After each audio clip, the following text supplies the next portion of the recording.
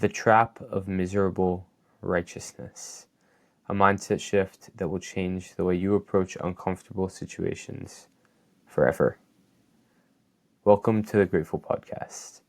I'm your host, Jack Wagoner, and on this podcast, we talk about how you can pursue your goals through a lens of ambition to optimize for more fulfillment rather than more material success. I see so many people going after their goals in a way that minimizes the present. And I want to be able to balance that because I know in my life, I'm an 18-year-old kid. I want to be successful, but I want it because I want to feel a certain way inside. I don't want to look a certain way on the outside.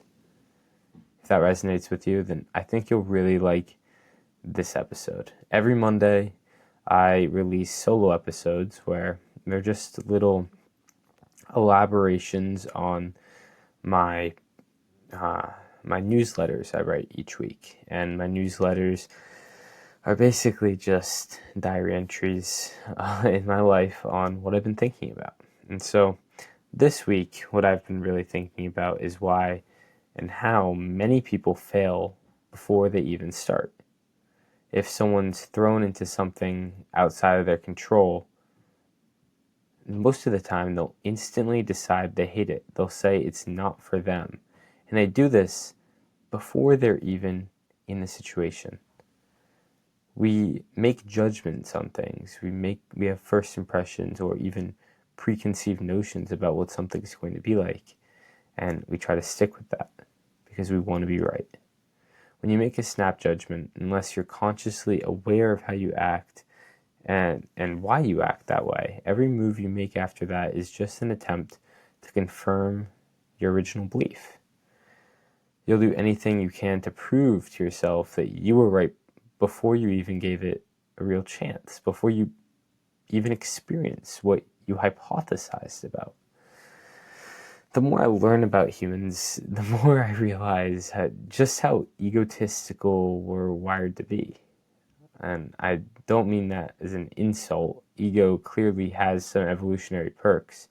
But if you want to succeed in life, especially in situations you didn't perfectly plan for, which is never, by the way, you've got to break free from that old automatic self-justifying loop that gets you trapped.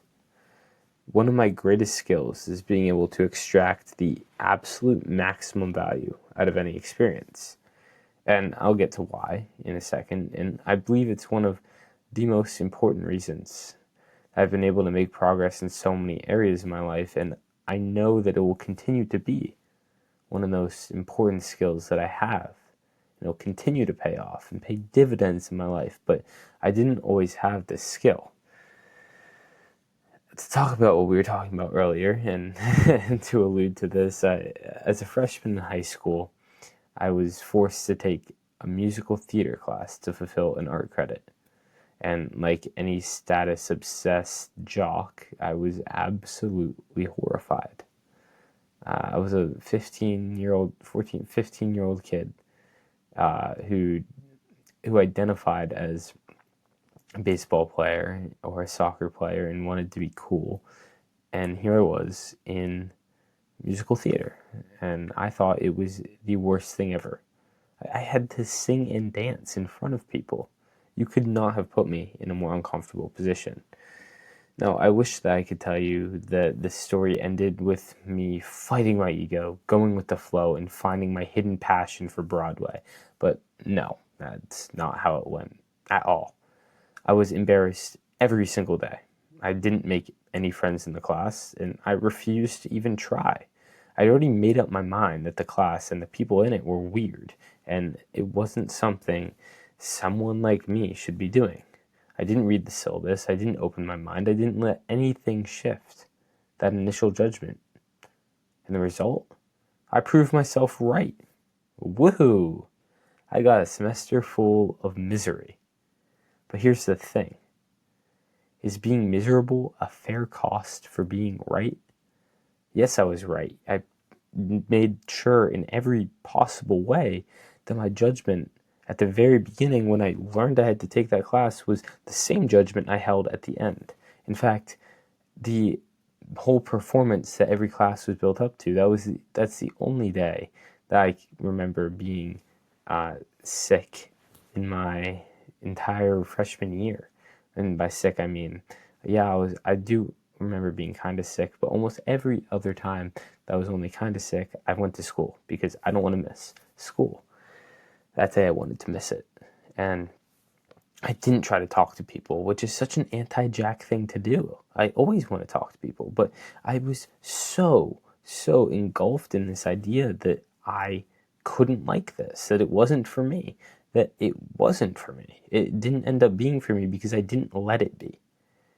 I trapped myself in this misery because I wanted to be right so badly. I wanted to confirm this judgment, even if that wasn't what I was doing consciously.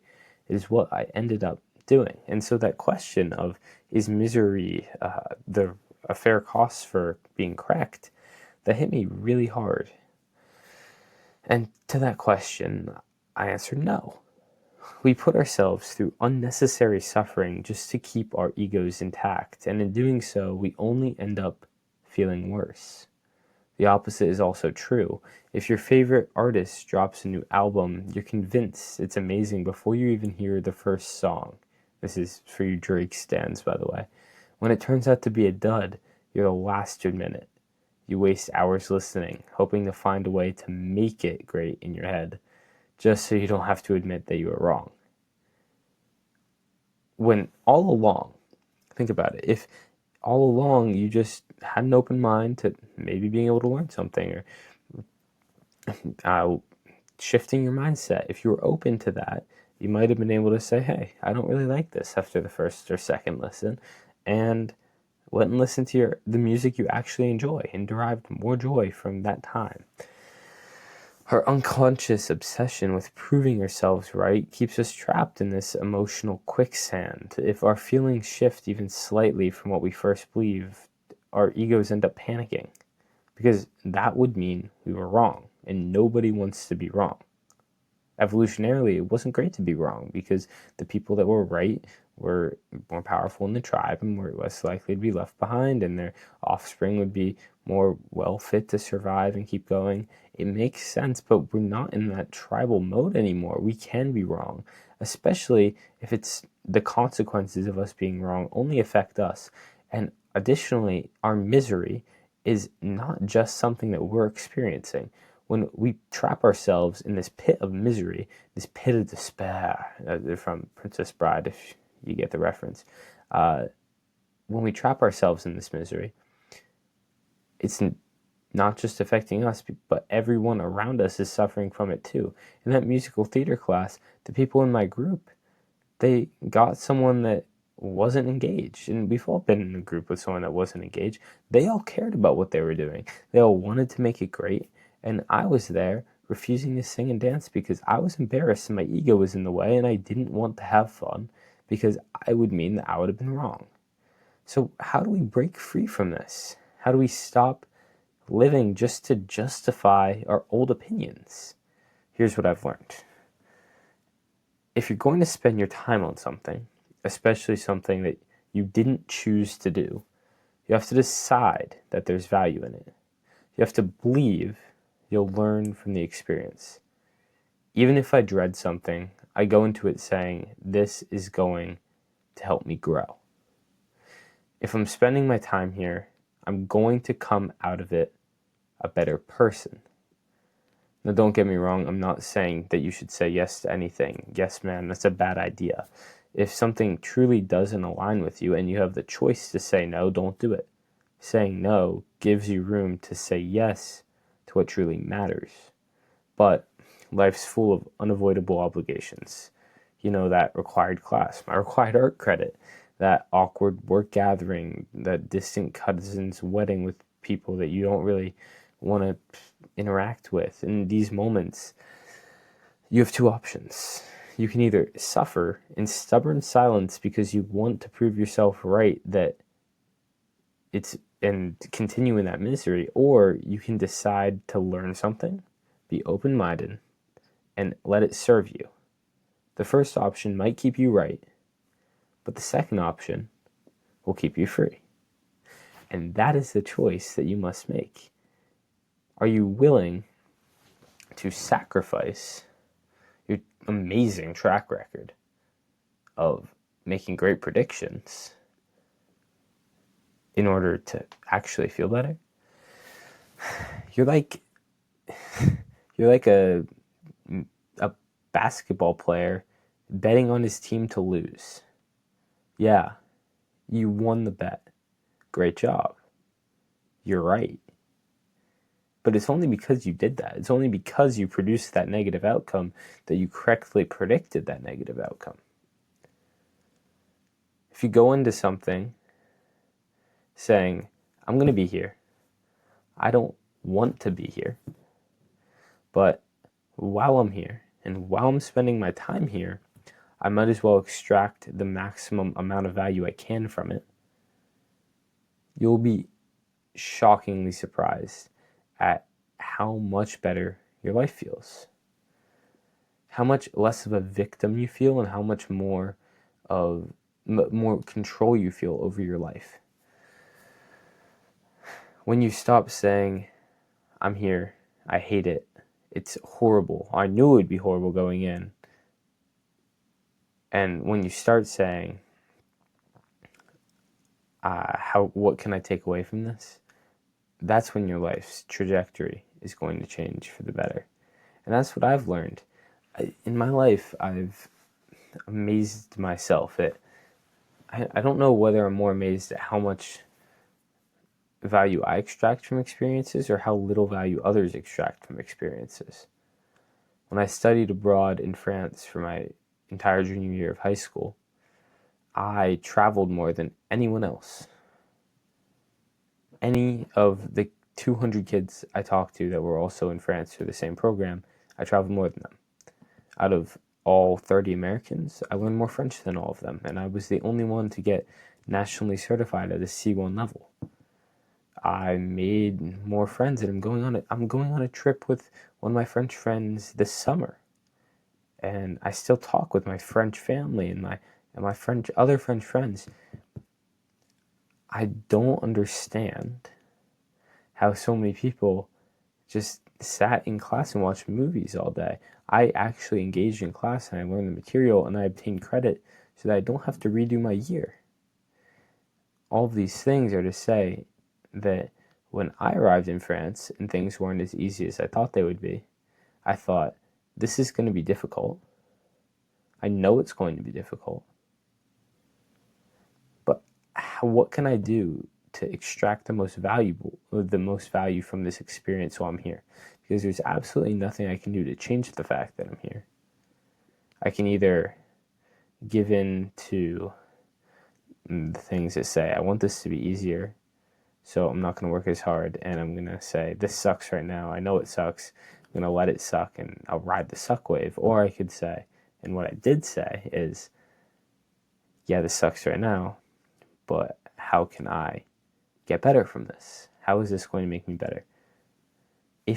And I'm going to repeat this again, this is something that I live by, and out of the over 30 very successful people I've talked to on this podcast have also lived by is, or at least a value that I've extracted from them, is if I'm doing something, my time is valuable. So how can I make this as valuable as I can? Because I'm not going to sacrifice my time for just anything or just anybody. I have a finite amount of time in my life. So the only way that I can get ahead of people is by using that time more effectively. And if I'm doing things and resigning to the fact that they're going to suck and I'm going to get nothing out of them, you're letting others get ahead. And it's also just hurtful to yourself. I don't want to undermine the idea that you'll feel badly inside and replace that with the idea of the competitive idea that people are getting ahead of you, because the more important thing is that you feel good inside. You don't have to be competitively You don't have to be more successful than someone else to feel better. But I think there's a relationship there. All right. I feel like the beginning of that started off very well, and by the end, I trailed off a little bit. But like I say on all of these Monday episodes, I'm practicing. I have a much smaller audience than I'll have in the future. And you people that are listening or watching right now, thank you so much. And just know that every week I'm trying to get better at this for you guys. I'm trying to articulate better, trying to provide better examples. I'm trying to make the quality of the video and the sound better. And I'm trying to talk about things that'll impact you on a better level and unique things. This week I was I'm so excited with the title. I called this the trap of miserable righteousness. I love it so much. And these moments where I impress myself, they're so valuable, and they make me so happy. They make me smile. For any of you watching, you'll see the smile on my face. And hopefully, for those of you listening, you'll hear it. But I genuinely just really appreciate those who tune into these episodes and any of my episodes and any of my content. I'm in a continual... I have a growth mindset, and I believe I'm always growing, but especially right now. You guys could choose to go listen to Chris Williamson or Jay Shetty, these people with massive audiences, years of experience, years more wisdom on me, right? I don't have that much podcast experience or life experience, so really, you could be getting a lot more wisdom, but you chose to be here right now, and that's what I love so much, and I'm very grateful for that. I hope that you guys all take some time to think about what you're grateful for today, because you want to train your mind to think about things that you're grateful for. That comes back to everything we've been talking about today. I'm grateful for my time here, and I found a way to be grateful for everything I'm doing, even if it's something that I don't necessarily want to be doing. What can you be grateful for in that moment? And you're going to extract value from it. If you live your life like that, and obviously there can be some exceptions. There's bad days, there's great days.